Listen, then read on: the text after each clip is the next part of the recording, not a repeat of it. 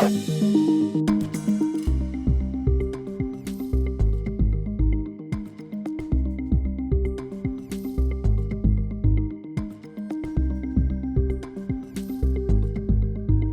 now, from the CFTK-TV studios, this is Open Connection with your host, Robert Pictou.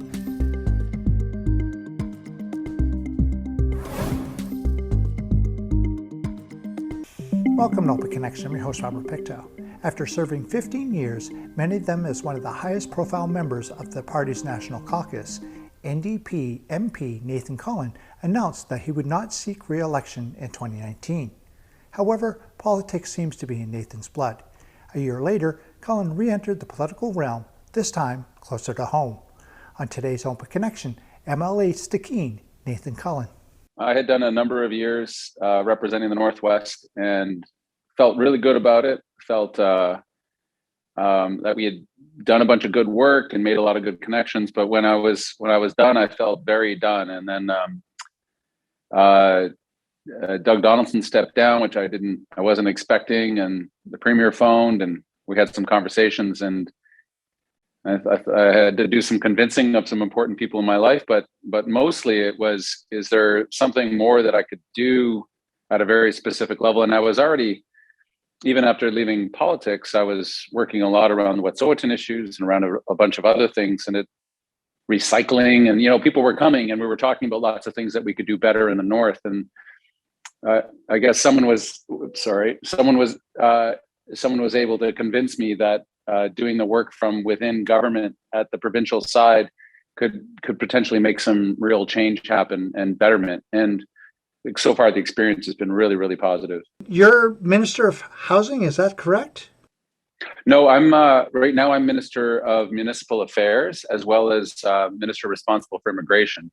Previously, I had helped the government set up a new ministry to do land use planning and marine coastal planning, which was really important to a lot of people in the North, because we had seen, after the last government came in, they tried to more or less get rid of the idea of land use planning. And I think that was such a huge mistake. It led to what I think is a lot of the conflicts that we see today, whether it's on logging or on oil and gas. It's in a lot of places. In the 90s, we tried to build up the idea of communities being involved, First Nations being involved in deciding what's going on the land base. And that was let go. It was all cut. So when the premier asked me to set up a new ministry that would do that, I was really excited. He then asked me to take the charge around municipal affairs and immigration. And that's been great. I just got off the call with the Northeast, talking about what their challenges are. Came from a Resource Benefit Alliance meeting in Terrace just a couple of weeks ago, where all the Northwest mayors and regional district chairs, just about all of them, came to talk about how to share resources better. And then the other side of my portfolio, really the important one generally, which is immigration into our province, especially right now because of what's going on in Europe and Ukrainians that are coming to BC and more expected because of that brutal war that's happening in their country. So it's been really great because it's stuff that I really care about. And it felt really positive being from a small town, being from the North, in talking to people here in Victoria and talking to people all around the province about what our reality is and what kind of opportunities and challenges we face as a region. What are some of those barriers that some people are facing? That two main sides of immigration, I suppose. One is when people are coming to immigrate from normal pathways and circumstances. There's also the refugee sort of side of things, people escaping war or violence. On the first half, we know the province, we had 100,000 new people come to BC last year, which is the largest number since the early 60s. And we're expecting that to repeat and repeat and repeat. And we actually need more people coming in because our economy is doing very well. You see all the help wanted signs around the community. It's from folks pouring coffee to building homes to high tech to you name it. Our economy is doing quite well in BC, generally speaking, and we just don't have enough people.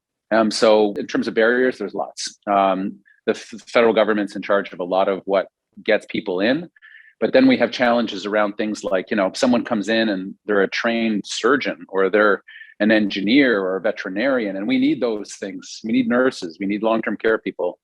But sometimes getting through the qualifications here in BC are a challenge. So me and a couple of other ministers have been really going at it with some more things to come, so that when people get here, they're successful and they're helping us in our communities when we need a nurse, when we need someone helping in our elders centers and all down the line.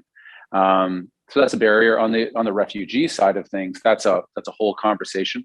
And we're working really hard to welcome refugees, particularly from Ukraine. They're not technically refugees, but essentially are, to make sure that they're welcome, and helping the community groups who want to invite them in and bring Ukrainians in. We're doing a lot of work with, again, more to come. Open Connection will be right back after these messages. And now, from the CFTK-TV studios, this is Open Connection with your host, Robert Pictou. Thank you for staying with us. Last week, the BC Attorney General's Office announced that the province, in cooperation with the British Columbia Urban Mayors Caucus, has hired 2 experts to investigate and report on prolific offenders and random attacks occurring in BC. Let us return the conversation as MLA Cullen reflects on the recent meeting with the Mayor of Terrace. I'd say almost every community has some version of a challenge, big city and small. Maybe a little less in some of the rural parts, and maybe a bit of a concentration towards our downtowns. But we very much wanted Terrace to come down and talk to myself and the Attorney General and the Solicitor General, who's in charge of policing, so that the government here could hear firsthand just how challenging it is in places like Terrace and others. But this is not unique to Terrace. We've had challenges. And we've got to come at it from several different ways. What all the experts, the police, the social workers say, you can't just police your way out of this thing. You can't just hire a ton more cops. And we're a bit constricted with respect to what the Ottawa has passed a couple of laws that are very important, some Supreme Court decisions, so that the folks that say just lock them all up isn't a legal option for our current council right now. But we got to fix this problem. And so we're bringing in a whole bunch of things called complex care, which is really looking at mental health and addictions and bringing in programs that meet in the community, helping people in the community get the help they need so that they're not on the street, that they're not committing the crimes. There are, of course, repeat offenders that have become quite, just constantly moving through the cycle. And so we're looking at a bunch of ways to help enable communities and police to make sure that those folks aren't able to do what they've been doing, which is a very small number of offenders representing the vast majority of the cases that we see, and working very closely with the Attorney General and the Solicitor General to make sure that that happens.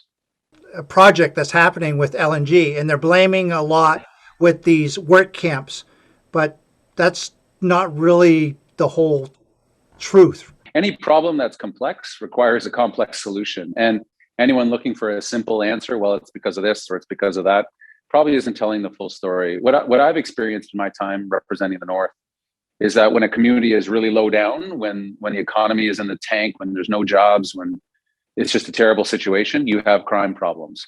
Also, when a community is booming, you have different kinds of crime problems. Sure, an influx of money suddenly can all of a sudden put some challenges to a community. But I've talked to a lot of the social agencies, a lot of the people working on the front lines, and they wouldn't describe it that way. But could it have an effect? Possibly. What do we do about it, though, is now the work that we're doing with those communities, right? How do we bring in more care? How do we make sure that the policing works? How do we make sure that when people go to trial, those that need to be in jail are in jail? And so scapegoating is easy. It doesn't help you solve the problem. And we want to solve the problem and make sure that our streets are safe. People feel comfortable. Even something, Robert, like building more housing in the downtown cores. We know this. The best way of community safety is people, right? That if you have people that are living and working and shopping and doing all that right in your downtowns in particular, that helps with public safety broadly. So we've seen a lot of proposals from a lot of communities. kind of bringing more density in the downtown, make it more livable, walkable, bikeable, all that kind of stuff. Just attractive place to live. And when you do that, because we have a big housing need, suddenly your crime problems get a lot more solvable. Crime is spilling over into other areas. And just down in your area recently, there was a small group of individuals who went in and they did some destruction to some LNG contractor equipment. That's not the North. It's a different thing. It's crime, and it's being investigated as a crime. People coming out of the bush with axes and smashing up cars and threatening people is terrifying. I've heard from some of those workers, and they were scared out of their minds. And the fact that nobody got hit with an axe that was thrown into the cab or run over because someone panicked is incredible to me. Like that, it's just wrong. I don't know who did it, but I hope the police find them, because this is not legal and lawful protest. This is not normal crime like someone swiping a bike. This is something else, and it is not who we are. I hope it's nobody in the Northwest, but we don't know. And the police say they have some leads, but it's up to them. And I really hope that they find who did this, because you can protest. We have all sorts of opportunities for people to have their voices heard and stand against decisions that are being made by industry or government.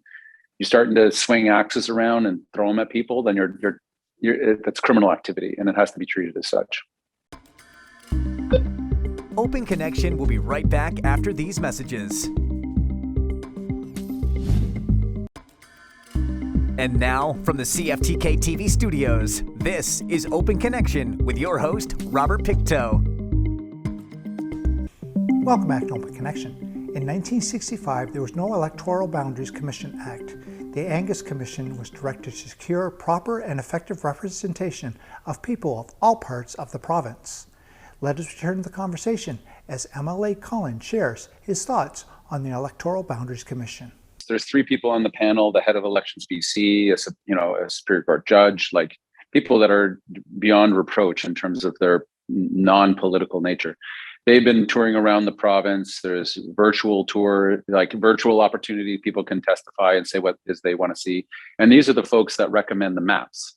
And we know in the States, if you've ever watched US elections, they have this thing called gerrymandering, where the politicians are the one who draw the map. And of course, they draw maps that favor their party or themselves. We don't do that here in Canada. We don't do it in BC. I'm concerned. We have given the Electoral Boundaries Commission the opportunity to create more seats. So in those places like Richmond and Surrey and Vancouver, where they have very high number ridings. So they have populations that are much higher than the riding I represent, or Ellis represents in Terrace, or Jen on the North Coast. But they're very small ridings geographically, right? So we have different challenges, but the idea of making rural northern ridings bigger, having served at the federal level where the riding is much bigger, I will tell the commission, you're making it very hard for people to see their representatives, and you're making it even harder. And we need our voices to be strong in the North. So allowing the commission as much as 6 new seats, I think, will help answer the question of these very high population ridings in the South. But mostly my recommendation, I think this is coming as a consensus from the North, is basically leave us be. It's challenging enough when I have to drive 20 hours to get up to the northern part of my riding.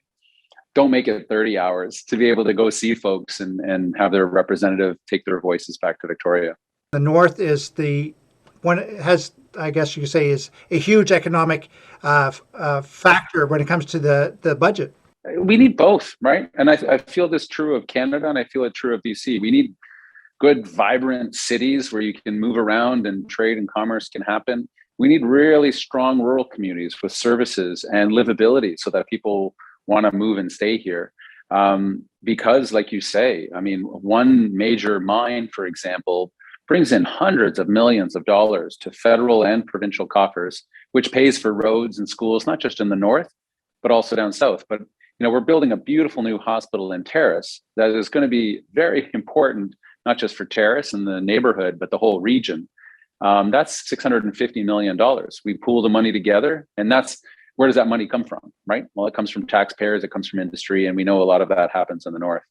But I really will argue that it's not either or. We don't want crumbling cities. We want good, places for people to live. And as we know with immigration, a lot of people do tend to take the path to higher populations.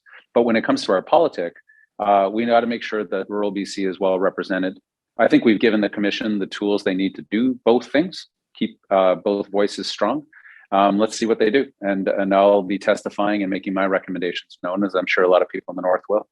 Do you really see, that people will be able to get out and be able to experience things? But it's going to be a little different, right? It is a little different. Everyone's going to be moving at a different pace, right? And we're already seeing it. I'm looking ahead to my spring and summer, and the concerts are coming back on, the music festivals, the rodeos, the places where we're able to get together. Nations are holding feasts again for the most part.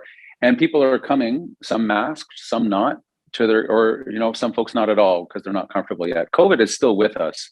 This is the phase of how do we live with it.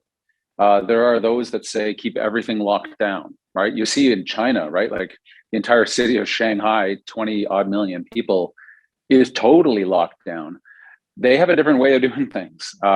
We did go through periods where we were much more closed, but BC had one of the lowest mortality rates in the world. Its economy stayed open. Our schools stayed the most open of any province or state. And we were able to get through it because, like you said, mostly people followed the rules and cared for one another to say, if I'm sick, I stay home. When I go out at certain times, I'm going to put a mask on and just not give anyone a hard time, depending on what their own comfort level is like. And I think that's how we continue to be good people. There will always be voices on both ends that say it should be closed, and other people that say somehow their freedoms are still being violated. We saw that ridiculous bike rally in Ottawa this weekend where the protesters are screaming at cops and calling them horrible names. I don't know. People are having a hard time regulating themselves over this time. It's been stressful. We got to come back together as a community and start to have a little more compassion for one another. And broadly, I think people are there. There will always be some that aren't, unfortunately. Open Connection will be right back after these messages. And now, from the CFTK-TV studios, this is Open Connection with your host, Robert Pictou. In September of 2020, Stronger BC announced a plan outlining steps to help people, businesses, and communities recover and come out of COVID-19 stronger and better prepared. In this final segment of Open Connection, MLA Cullen reflects on Stronger BC. It really did, and it wasn't perfect, but it was one of the best by any measure. We poured support towards small businesses. We lost some, but we would have lost many, many more. We had the highest supports of small business anywhere in Canada. I thought that was a good move. We helped municipalities stay solvent, right? We put hundreds of millions of dollars to make sure that Terrace and Telqua and Prince Rupert could continue to function so that they would be here once the pandemic was over. If we hadn't done that, I don't know what towns would have done. This is your garbage pickup and your sewers and all the basic stuff. So we're not done with it, but we're learning how to live with it. And I think Dr. Henry's leadership, Minister Dick's steady, calm, fact-based, here we go. And COVID numbers are still too high for anybody's real comfort. Yet at the same time, the notions of locking everyone back in their homes to get through this, I just think the vast, vast, vast majority of British Columbians are not interested in that, and neither is the science pointing us in that direction. And of course, you're kind of, as I think we're speaking, you're down in Victoria. Yeah, can't you tell with my schwanky office here? I'm down in the basement of the legislature. It's very beautiful. I'm not complaining at all. I can see everybody's footwear going by through my half window here. It's we're down for a whole bunch of important things, stuff on refugees, stuff helping out municipalities deal with climate change. But I was just back up north this past weekend. Farmers markets are opening up. It's exciting, and I'm really glad actually the role the Premier gave me in terms of working with municipalities, because I know in the north, our regional districts, our municipalities is where the rubber hits the road, and they need our help. Got a lot of aging infrastructure that's very, very expensive to fix. Nobody notices it until it's broken. It's not the sexiest stuff, but it's so essential to talking about how livable are our communities if we want to attract people to them. How do we make sure that the economic wealth going through our communities is shared more equitably? All those things are really, really important to me. as well as dealing with the upcoming fire season and floods. I mean, our province has really bounced from one crisis to another. The opioid epidemic still going on, pandemic, I should say, and it's important for us to keep in mind and keep some perspective on the challenges we face. But look where we live, right? We know we live in the best place on earth. It's a matter of passing it on better than we found it, and that comes with some heavy work, and that's the work that we're involved in. Have you heard any word yet? Are we going to have the Bulkley Valley? Are we going to have an expo? Have you heard anything yet on that? Or that's a really good question. I did ask my team the other day, because those are the coming together things. But it some groups just chose not to take the risk of having an in-person event, not knowing. But the trend seems to be very positive, that most of the music festivals, a lot of the faith gatherings are back together, if not all of them.